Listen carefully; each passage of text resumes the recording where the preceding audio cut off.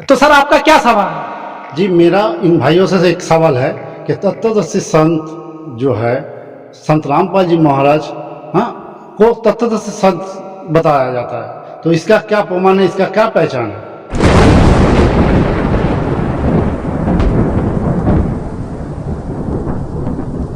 कि संत रामपाल जी खुद को तत्वदर्शी संत बताते हैं। आखिर तत्वदर्शी संत की क्या पहचान है? भारत में करोड़ों संत है, अगर हर एक संत अपने नाम के आगे तत्वदर्शी संत सदगुरु लगाने लग जाए तो भगत समाज के सामने बहुत बड़ा एक शंका का दायरा हो जाएगा।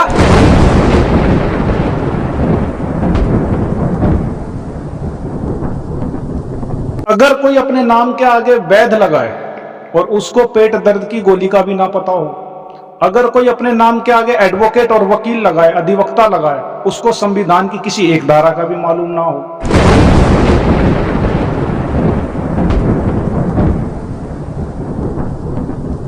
आज तक जो भी हम लोग को शिक्षा दी है वो ऐसे हवा में नहीं दी। हमारे गुरुजी ने जो भी बताया है वो शास्त्रों से, गीता से, वेद से प्रमाणित करके बताया है।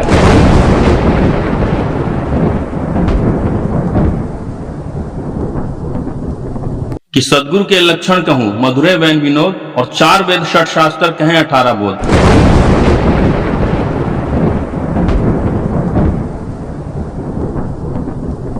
तत्वदर्शी संत की क्या पहचान है? तत्वदर्शी संत सभी धर्मों के पवित्र सदग्रंथों से प्रमाणित ज्ञान भक्त समाज को देता है। तत्वदर्शी संत केवल एक ही होता है। आइए हम तत्वदर्शी संत की पहचान इस आध्यात्मिक ज्ञान चर्चा के माध्यम से कराते हैं।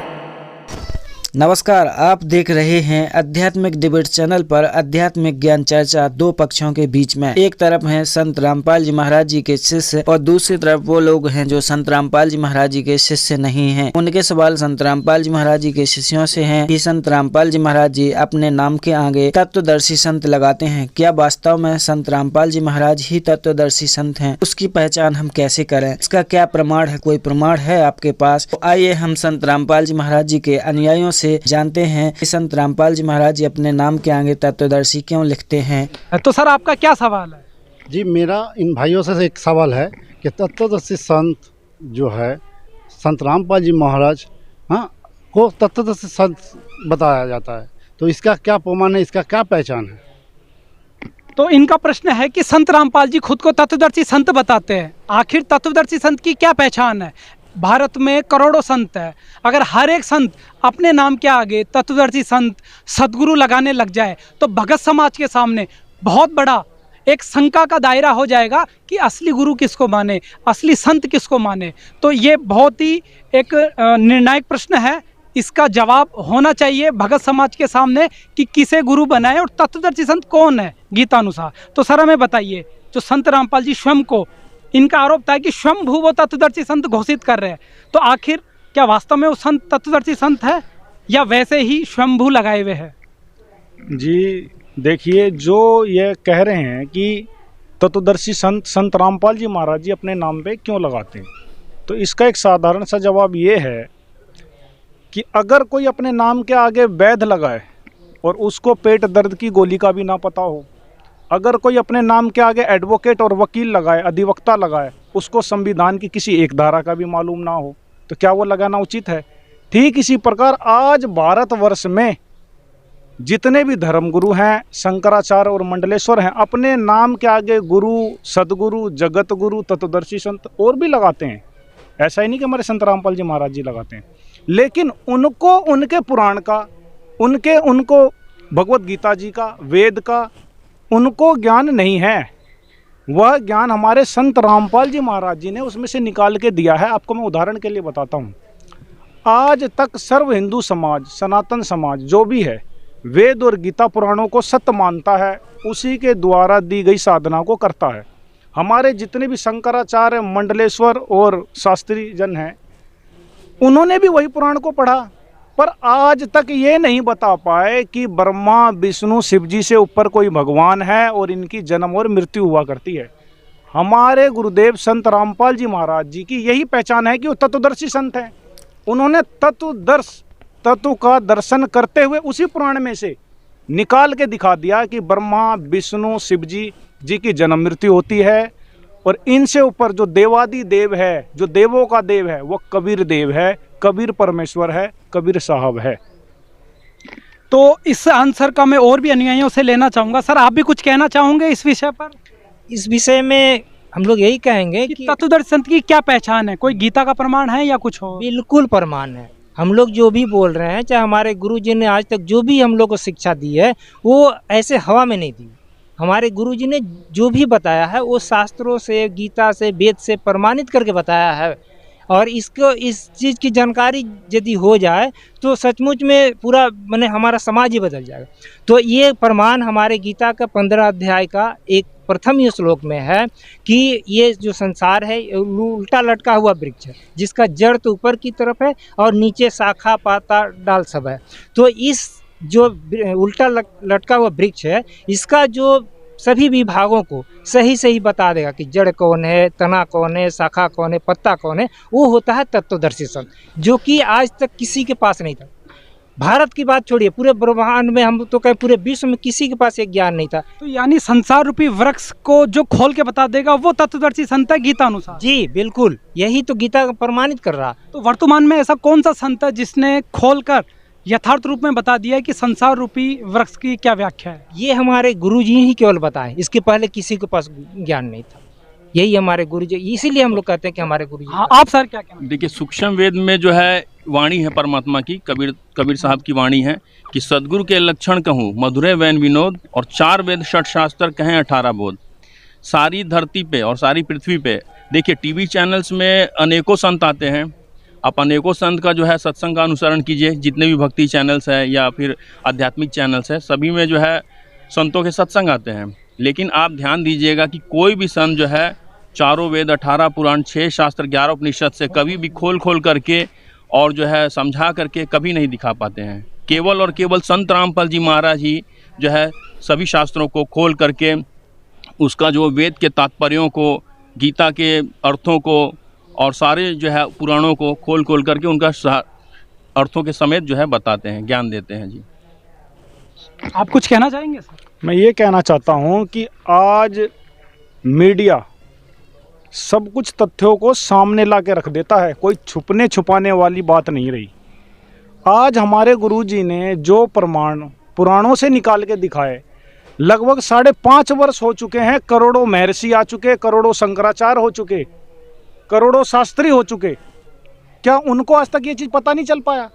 तो हकीकत जब हम देखते हैं तो सचमुच में उनको ज्ञान नहीं है इस बात का, क्योंकि अगर ज्ञान होता तो ब्रह्मा विष्णु शिव जी को अजर अमर बताने की वो गलती नहीं करते। तो इससे स्वयं सिद्ध है, आज जन जन को पता है कि वेद पुराण और भगवत गीता जी का असली कौन से संत को है ज्ञान, वो हमारे संत रामपाल जी महाराज जी को है। इनके अलावा किसी को भगवत गीता वेद पुराण का। आइए अब देखते हैं संत रामपाल जी महाराज जी के सत्संग की वीडियो क्लिप्स। गीता अध्याय नंबर 15 के श्लोक नंबर 1 से 4 में स्पष्ट किया गीता ज्ञानदाता ने कि जो चौथे अध्याय के 32 और 34 श्लोक में जिस तत्वदर्शी संत से ज्ञान प्राप्त करने की मैंने कहा है, उस ज्ञान का आश्रय करके और उसकी पहचान बताइए 15वें अध्याय के प्रथम मंत्र में कि उल्टे लटके हुए संसार रूपी वृक्ष के सभी विभाग जो बता देगा सवेदवित, वो तत्वदर्शी संत है। उसके पश्चात 15वें अध्याय के 4थे श्लोक में गीता जी में कहा है, उसके पश्चात परमेश्वर के उस परम पद की खोज करनी चाहिए। ये देखिएगा, गीता फिर दिखाते हैं थोड़ा सा। श्रीमद् भगवत गीता, गीता प्रेस गोरखपुर से प्रकाशित है। ये अध्याय नंबर 15 का हम श्लोक नंबर 4 पढ़ेंगे। इसमें बताया कि जब तत्वदर्शी संत मिल जावे तो उस सुविरुद्ध मूलम, अति दृढ़ मूल वाले यानी पूर्ण परमात्मा की जानकारी रूपी संसार रूपी वृक्ष को दृढ़ असंग शस्त्रे तत्व ज्ञान रूपी शस्त्र द्वारा काट कर, अर्थात उस ज्ञान को समझ कर, उसके पश्चात ये 4था श्लोक है 15वें अध्याय का, ये 4था। उसके पश्चात उस परम पद रूप परमेश्वर को भली भांति खोजना चाहिए, जिसमें गए हुए पुरुष फिर लौटकर संसार में नहीं आते, और जिस परमेश्वर से यानी गीता ज्ञानदाता से कोई अन्य है यो पुरातन संसार रूपी वृक्ष की प्रवृत्ति विस्तार को प्राप्त हुई है, यानी जिसने सारे ब्रह्मांडों की रचना की है, जो सबका उत्पत्ति करता है, उसकी शरण में जाने के लिए, उसकी भक्ति के लिए गीता ज्ञानदाता कह रहा अपने से अन्य समर्थ भगवान की, उसी आदि पुरुष नारायण के मैं शरण हूं। इस प्रकार दृढ़ निश्चय करके उस परमेश्वर का मनन और निधि ध्यान करना चाहिए। अब स्पष्ट कर दिया कि उस परमात्मा की भक्ति कर, उसकी भक्ति से फिर वो परम पद प्राप्त होगा, वो स्थान सतलोक, जहां जाने के बाद कभी लौटकर संसार में नहीं आते, फिर जन्म मृत्यु नहीं होती। 18वें अध्याय के 62वें श्लोक में इस गीता ज्ञानदाता ने कहा कि अर्जुन तू सर्वभाव से, ये देखिएगा 18वें अध्याय का ये 46वां श्लोक है, इसमें ये भी स्पष्ट कर रखा है कि जिस परमेश्वर से संपूर्ण प्राणियों की उत्पत्ति हुई है। अब स्पष्ट हो गया कि परमात्मा ने सब जीवों की भी उत्पत्ति की है, और जिससे समस्त जगत व्याप्त है, उस परमेश्वर की अपनी स्वाभाविक कर्मों द्वारा, यानी जो जैसा कर्म करता उसको कर्म करते करते पूजा करके मनुष्य परम सिद्धि को प्राप्त हो जाता है। अब देखना, अब 62 में आ जाते हैं, अध्याय नंबर 18 के, और श्लोक यहाँ पर लिखा है कि अर्जुन शरीर रूपी यंत्र में आरूढ़ हुए संपूर्ण प्राणियों को अंतर्यामी परमेश्वर अपनी माया से उनके कर्मानुसार भ्रमण कराता हुआ सब प्राणियों के हृदय में स्थित है।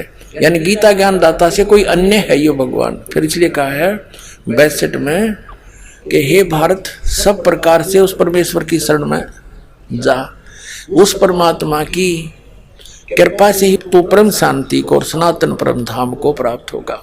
अब इससे क्या सिद्ध हो गया कि गीता ज्ञान दाता कहता है उस परम अक्षर ब्रह्म की शरण में जाओ, जिसकी कृपा से तो परम शांति को और सनातन परम धाम को प्राप्त होगा। गीता अध्याय नंबर 8 के श्लोक नंबर 5 और 7 में गीता ज्ञानदाता कहता है मेरी शरण में रहना है तो मेरा एक ओम अक्षर है, इसका जाप कर, पर युद्ध भी करना पड़ेगा, और जहां युद्ध वहां शांति नहीं। तो ये कह रहा है कि मेरे शरण में रहना, युद्ध तो करना पड़ेगा तेरे, और तू कति संपूर्ण कंप्लीट पीस चाहता है तो उस परमेश्वर की शरण में जा, उसकी कृपा से तो परम शांति को और सनातन परम धाम को, जहाँ जाने के बाद फिर लौटकर कभी संसार में नहीं आते, उसको प्राप्त होगा। उसके लिए तत्वदर्शी संतों को खोज ले, ऑप्शन छोड़ दिया, मैं नहीं जानता उसके बारे में। 17वें अध्याय के 23वें श्लोक में गीता ज्ञानदाता कहता है उस परमात्मा के पाने का 3 मंत्र का संकेत है, निर्देश है। ओम तत्सत, ओम सरपुरुष ब्रह्म का, और तत् मंत्र ये गुप्त है, ये अक्षर पुरुष का। गीता अध्याय नंबर 15 के श्लोक नंबर 16 और 17 में 3 पुरुष स्पष्ट है। उन तीनों के ये मंत्र हैं, ये साधना है, ये पूजा नहीं है इनकी। जैसे हमने जल प्राप्त करना है जमीन से, तो हम हैंडपंप लगाने के लिए बोकी मारे, हम वो पूजा नहीं कर रहे, वो प्रोसेस है, उसके पाने की साधना है। तो ये साधना है तीनों मंत्रों की, और फिर ऊपर हैंडपंप लगेगा, वो मशीन, वो सार नाम है। सतनाम का 2 मंत्र का अक्षर है, ओम और तत्, ये सांकेतिक। तो इससे तो श्वास उश्वास की बोकी लगेंगी, और तीसरा सार नाम, फिर हैंडपंप लगाया जाएगा, उससे वो जल यानी परमात्मा प्राप्त होगा। तो ये बताया है कि 17वें अध्याय के 23वें श्लोक में कहा कि ओम तत्सत इति निर्देश ब्रह्मण तिर्विद्या समर्थ है। उस सचिदानंद घन ब्रह्म यानी परम अक्षर ब्रह्म की साधना का, उसकी प्राप्ति का 3 मंत्र का जाप है। 8वें अध्याय के 5 और 7 में तो अपने विषय में कहता है मेरी साधना करेगा तो मुझे प्राप्त होगा, युद्ध करना पड़ेगा। उस परम अक्षर ब्रह्म की साधना करनी है तो उसके लिए वो तत्वदर्शी संत बताओगा, उसका मंत्र बता दिया, उससे कर, उसकी भक्ति करेगा। 8वें अध्याय के 8, 9, 10 में उसकी साधना करने वाला उसी को प्राप्त होगा। कति सिंपल, कति स्पष्ट क्लियर कर रखा। तो कहने का तात्पर्य ये है, जैसे परमात्मा का एक शब्द आपने सुना कि सच्चा सतगुरु कोई ना पूजे, इन झूठों जगपतियासी, अंधे की बाँ पकड़ी अंधे ने बता मार्ग कौन बतासी। Writer of the Veda and Purana Vyas ji Narad ji से पूछ रहे हैं। नारद जी बता रहे हैं कि मेरे पिताजी का एक बार विष्णु जी का संवाद हुआ, ब्रह्मा जी विष्णु जी को सर्वेश्वर महेश्वर बता रहे हैं, और विष्णु जी कह रहे हैं मैं दुर्गा से ऊपर कोई भगवान ना जानता अपने नॉलेज में, मैं तो उसी की ध्यान पूजा करता हूँ। दुर्गा कह रही है हिमालय राजा को कि तू केवल वो ब्रह्म की पूजा कर, सब बातें छोड़ दे, उसका एक ओम मंत्र है। और ब्रह्म कह रहा है उस परम अक्षर ब्रह्म की साधना कर, उसके लिए तत्वदर्शी संत की खोज कर, तब तेरा पूर्ण मोक्ष होगा, नहीं तो तेरी भी जन्म मृत्यु मेरी भी जन्म मृत्यु। जग सारा रोगियो रे, जिन सतगुरु वेद न जाण्या, जग सारा रोगिया रे।